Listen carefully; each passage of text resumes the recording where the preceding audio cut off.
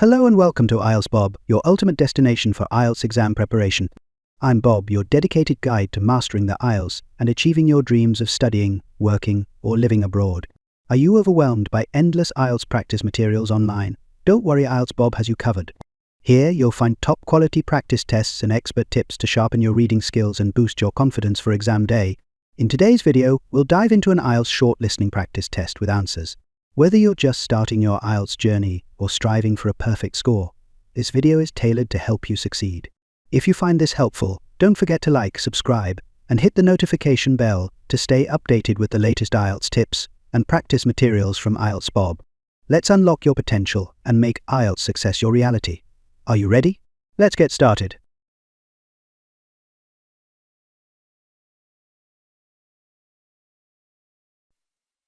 Now turns to Part 4. Part 4. Section, you will hear an introductory lecture to a course on Southeast Asia. First, you have some time to look at questions 31 to 40.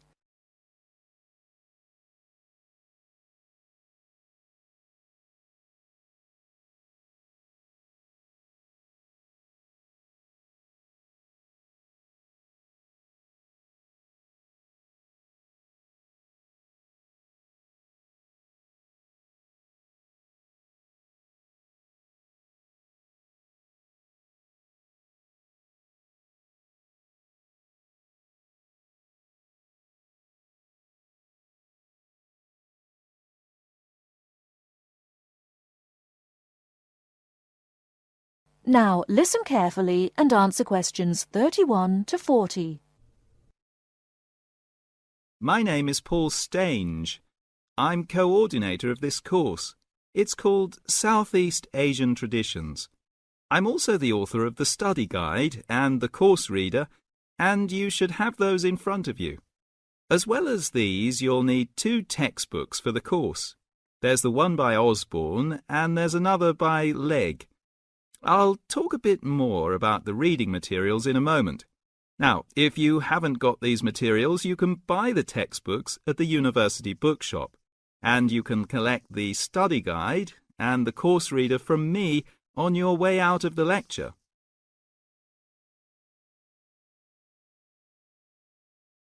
The purpose of this lecture is simply orientation. What I'm going to do is introduce myself, talk you through the course, and give you some additional advice, apart from what's contained in the study guide, on dealing with the various assignments for the course.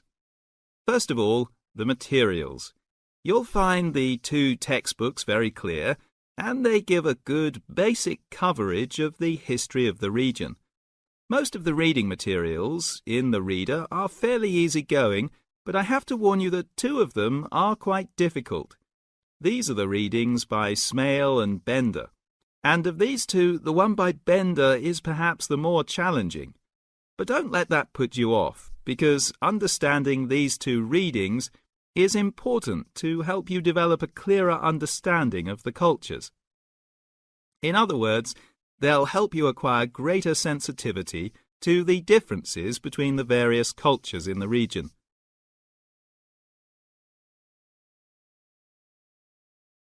Now, the course itself. The course has multiple aims. It's primarily a history course, but it's not only a history course. It is, in most respects, a cultural history course focusing on Southeast Asia.